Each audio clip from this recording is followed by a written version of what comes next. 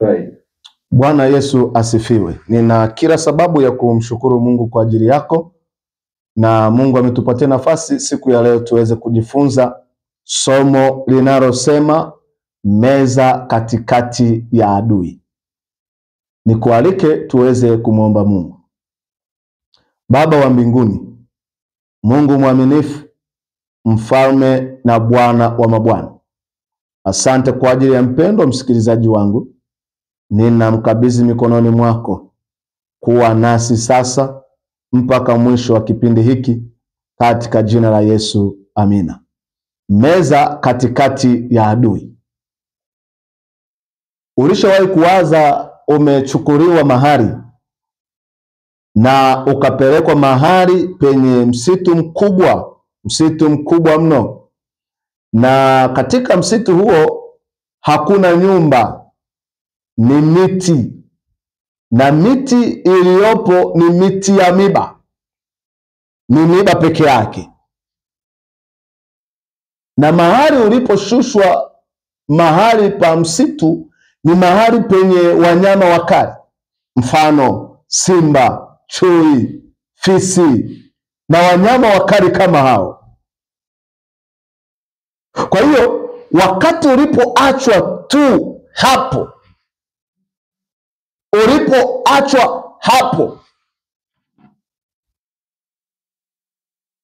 ukitazama kushoto unaona simba, ukitazama kulia unaona chui, ukitazama nyuma yako hakuna mahali pa kutoka, hakuna sehemu ya kutoka,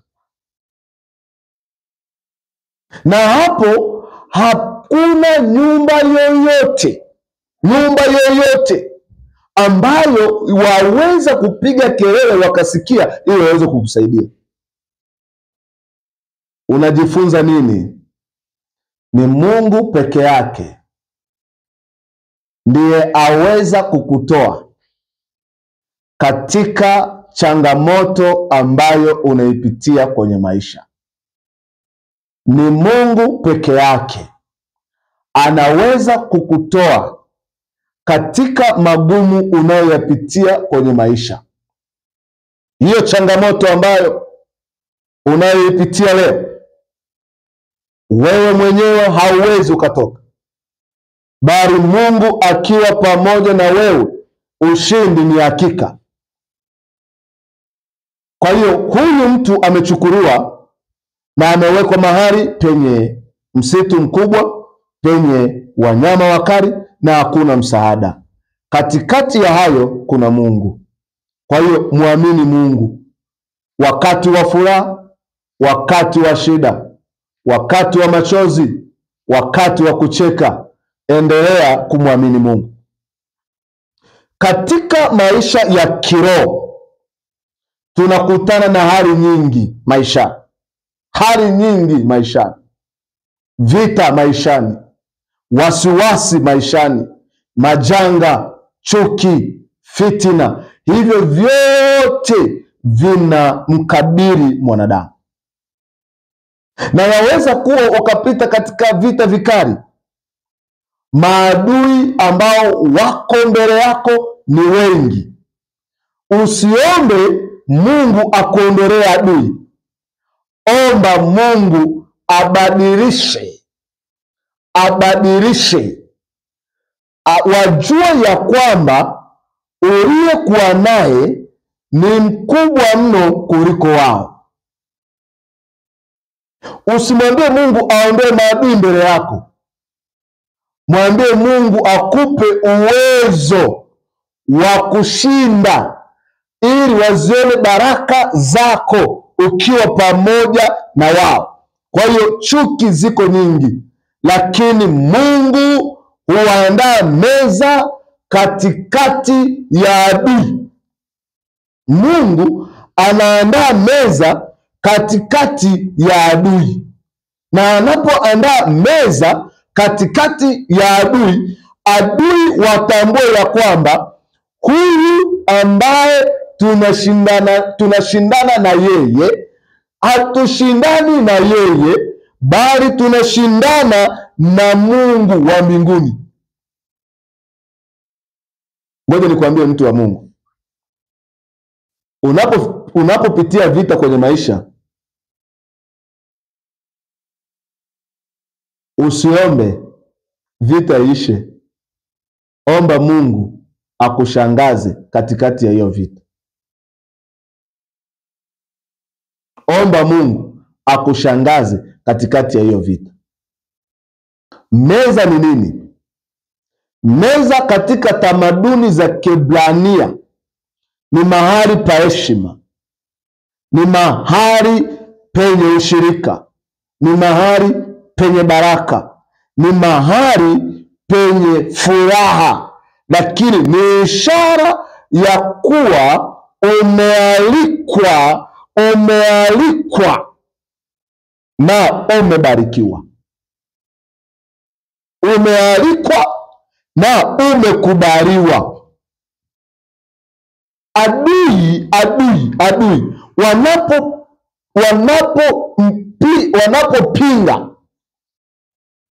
maadui wanaopinga kusudi la Mungu juu yako, sio tu binadamu, bali pia mazingira na nguvu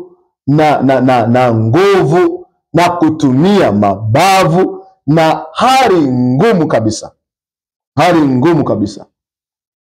Kwa hiyo tunapomshirikisha Mungu maisha yetu, kila jambo ambalo liko mbele yetu, Mungu anaweza kututengenezea nafasi ya kutoka katika jaribu ambalo liko mbele yetu. Usikate tamaa unapoona mambo yanaharibika. Usikate tamaa Mungu anapoileta meza mbele yako, alafu mbele za macho ya maadui zako. Wakati unapopitia hayo yote, usiangalie kuwa umebaki peke yako na maisha yamekupiga, maisha yameenda ndivyo sivyo. Mpendwa, muamini Mungu, endelea kumwamini Mungu. Nahitaji nikuchukue katika kile kitabu cha Zaburi. Zaburi ile sura ya 23 aya ya 5. Biblia inasema hivi: waandaa meza mbele yangu machoni pa watesi wangu. Waandaa meza mbele yangu machoni pa watesi wangu. Mungu ana mipango mikubwa kwa ajili yako. Ana mipango mikubwa kwa ajili yako. Mungu amekuandalia meza, na meza iko mbele yako. Wakati Mungu anapoiandaa meza mbele yako, tambua ya kwamba Mungu amekuandalia kazi mpya kwa ajili yako. Ameandaa maisha mapya kwa ajili yako. Ameandaa jina jipya la heshima kwa ajili yako. Kuna jina jipya, kuna maisha mapya. Kwa hiyo mtunga Zaburi anaposema ya kwamba waandaa meza mbele yangu machoni pa watesi wangu, hiyo meza iliyoandaliwa ni kwa ajili ya wewe kuinuliwa tena. Hiyo meza iliyowekwa mbele yako ni kwa ajili ya wewe kusogea mbele kufikia hatima ya maisha yako. lakini lazima ujue na utambue ni Mungu amekuandalia hiyo meza. Wewe nikwambie mtu wa Mungu, Mungu hawezi kukuandalia meza kifichoni. Hawezi kuiandaa meza katika vificho. Hawezi kuandaa meza mahali pa kujificha.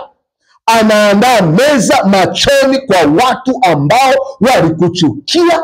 Anaandaa meza machoni pa wale maadui zako. Anaandaa meza kwa wale ambao wamekutengenezea fitina. Anaandaa meza kwa ajili ya wale ambao wamekuacha, ambao wamekucheka, ambao walisema kwamba hauwezi kufika mahali kokote. Mungu anaandaa meza.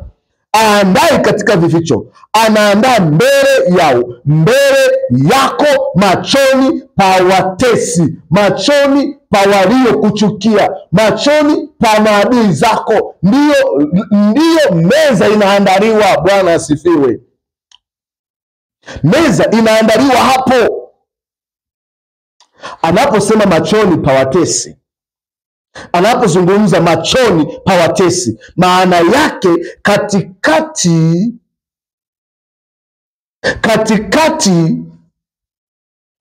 ya hao watesi, uwepo wa Mungu unajidhihirisha. Katika uwepo wa watesi wako wale. Wakati Mungu anapoandaa meza katikati ya watesi wako, wale waliotamka mabaya kwa ajili yako, wale waliosema hauwezi, wale waliosema hauzai, wale waliosema hautaweza kuolewa, wale ambao walisema hautaoa, wale waliosema hautafanikiwa, Mungu ndiyo anaandaa meza machoni pao. Anaandaa meza mbele yako machoni pa watesi wako. Mungu anahitaji akubariki mbele ya macho yako, ili watambue ya kwamba walisema hauolewi, sasa umeolewa. Bwana asifiwe. Natamani nikuambie neno hili. Ulichekwa, ulidharaulika, ulikatishwa tamaa. Hili jambo hauwezi, hili jambo hautaweza kutoboa, hii kazi hautaweza kuipata, haya maisha hayataweza kuwa mazuri kwako. Nikwambie mpendwa, muamini Kristo, na ukisha muamini Kristo, Kristo atakupa ushindi, na ushindi kwake ni hakika. Ushindi kwake ni hakika.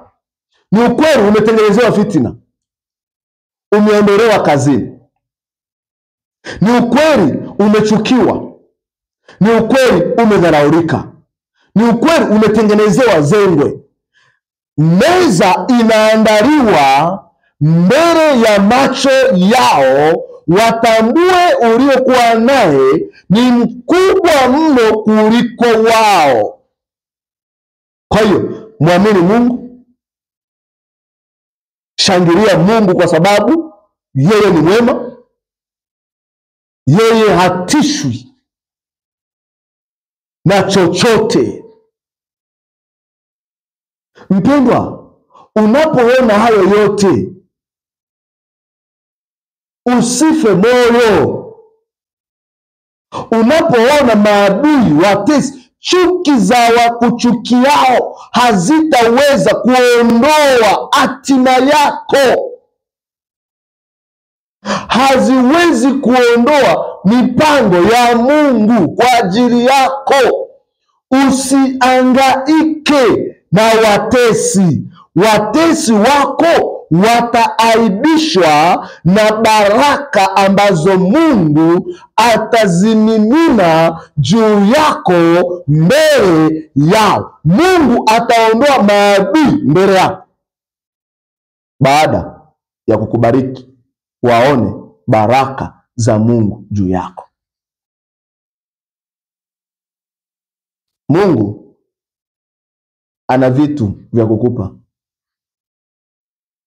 wewe uliyekata tamaa, wewe uliyetoa machozi, wewe uliyedharaulika, katika situation yoyote kuna mafunuo ambayo Mungu anayaweka ndani ya watoto wake. Katika hayo yote unayoyapitia kwenye maisha, tambua kuna Mungu, kuna anayekupigania. Haujaisikia sauti ya mwisho ya Mungu. Umetoa machozi, umelia, umeteseka na huo ugonjwa. Kuna sauti ya mwisho ya Mungu. Hiyo sauti ya mwisho ya Mungu inakupa kushinda. Sauti hiyo ya Mungu ya mwisho inakupa kufanikiwa. Sauti hiyo ya Mungu ya mwisho inakupa kuongezeka. Sauti hiyo ya mwisho ya Mungu inakupa amani. Sauti hiyo ya mwisho ya Mungu inakupa farijiko moyoni. Hiyo sauti ya mwisho ya Mungu inakupa uponyaji. Sauti ya mwisho ya Mungu kwako inakupa kushinda.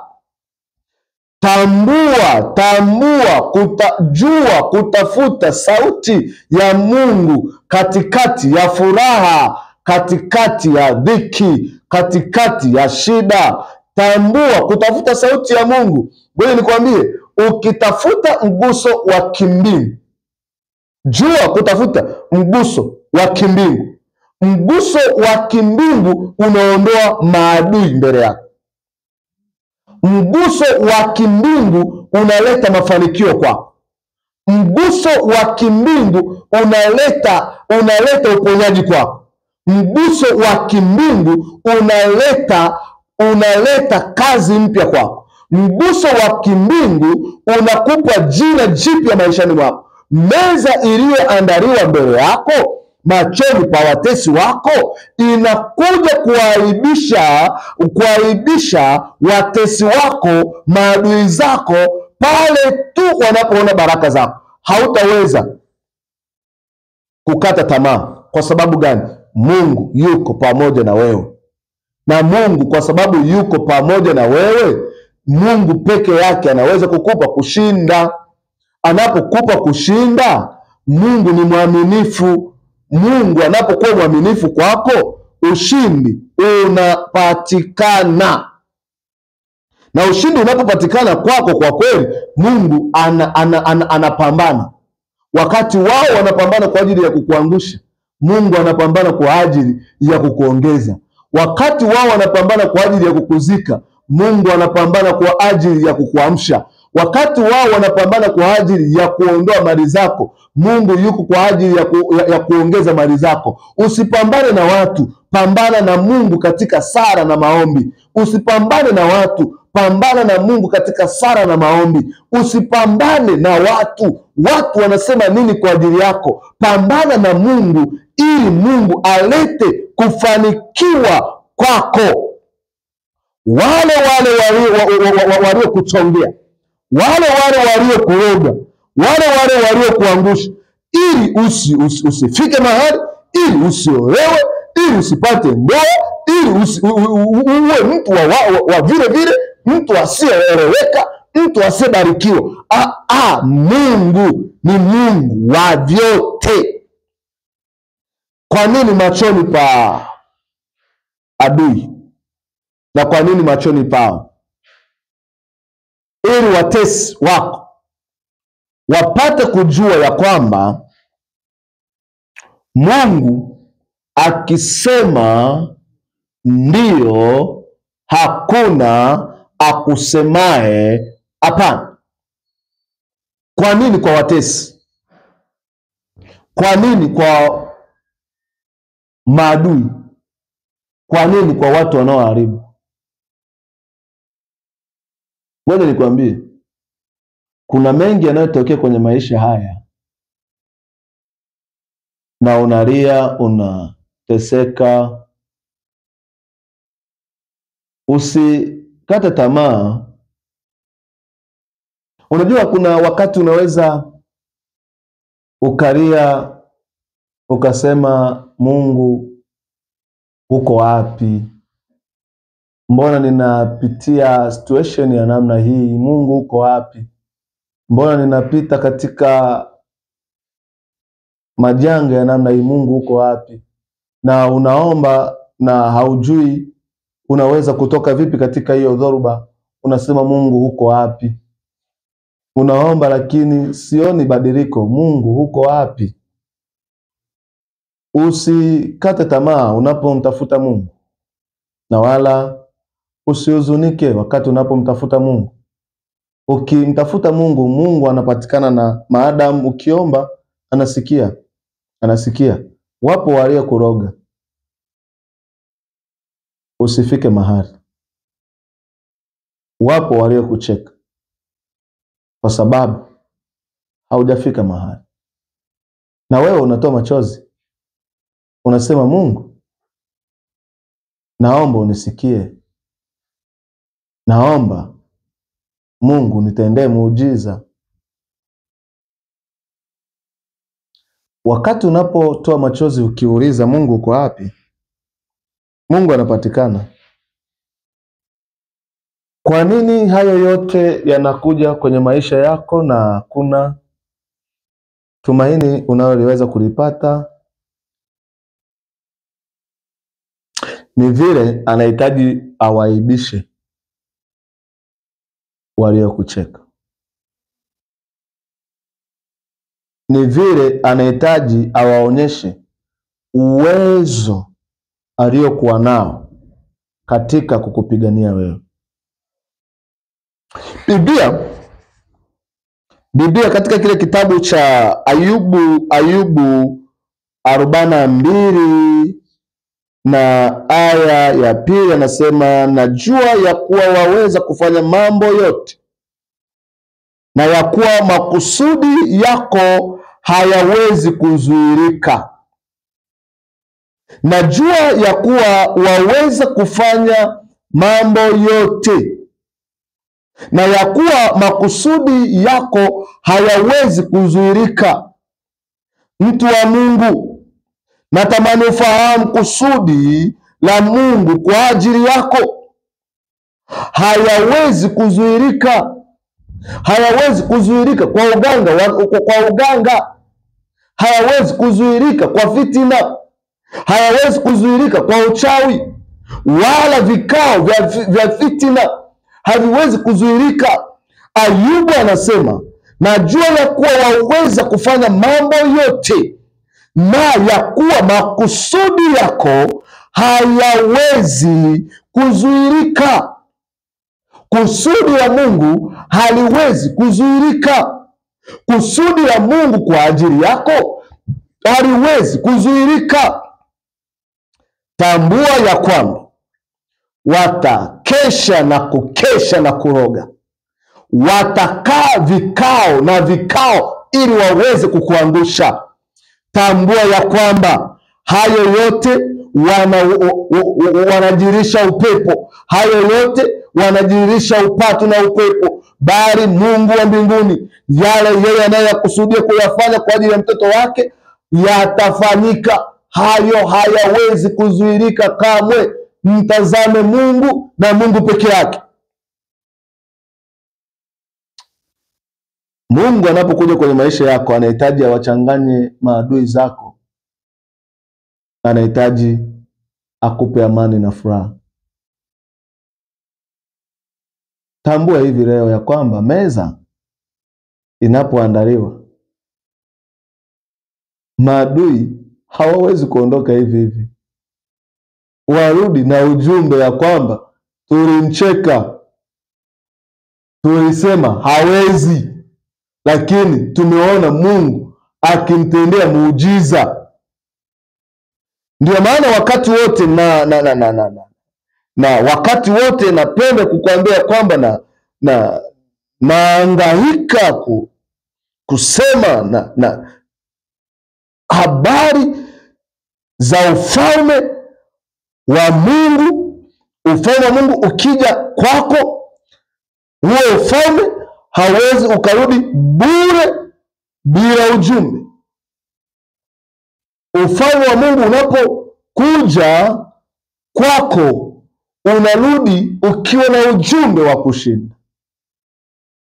Mpe Mungu maisha yako, mkabidhi Mungu changamoto yako.